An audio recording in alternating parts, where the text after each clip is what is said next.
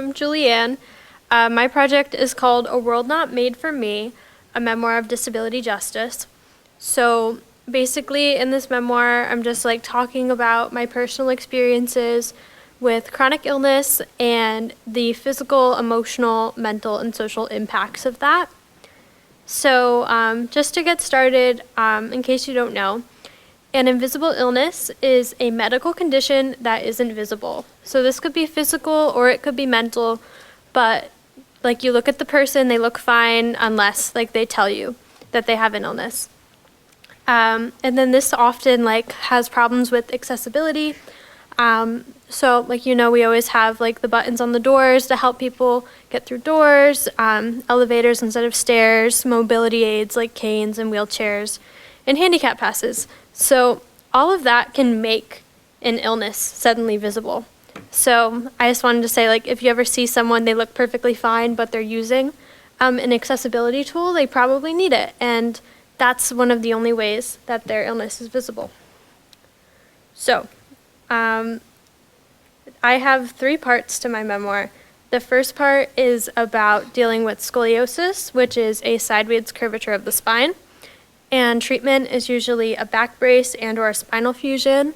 And I had both. So the section that I'm going to read today is essentially like after the spinal fusion, just so you have a little bit of background to know what we're talking about. And then part 2 is about hypermobile Ehlers-Danlos syndrome, which is a connective tissue disorder, and that causes joint instability, widespread chronic pain, GI issues, allergies, chronic fatigue, dysautonomia, and migraines. And that's only like the short list of symptoms. There's way more. But yeah. So, and then the third part is basically like coming to terms with all of that in my life. And a phrase that they often say in the medical community is, if you can't connect the issues, think connective tissues, because most connective tissue disorders have symptoms all over the body.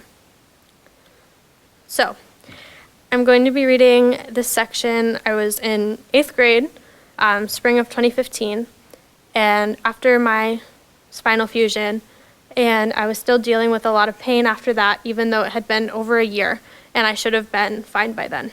So it's called 5 More Minutes. I worship the clock, both my prisoner and savior. I fidget in my seat as my back muscles burn and nausea consumes me. An unrelenting nausea, but I never throw up. I clench my fists during computer class when I take a break from typing. I twist the ring on my finger. I try to distract myself from the pain by focusing on the ring. We are learning how to use Excel today, but my focus is on the clock. I can hear it ticking across the room. An incessant tapping, a lullaby promising the future. A future where I can go home. I play a game with myself while I sit in class.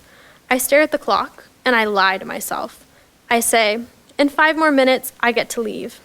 When the time is done, I say, just 5 more.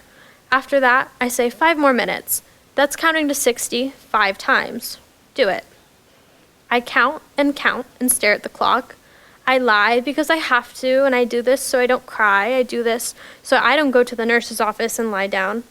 My attendance is already poor, and I need to stay in class as much as possible. I spend a lot of time in the nurse's office. I lie on a blue plastic bed in a small room in the back of the office. A curtain acts as a door. I lie there in the dark and try to ignore the pain. Sometimes I can't stop the tears, just like I can never stop the pain. It's nerve damage. The nerves that were cut during surgery are misfiring, trying to find their other half.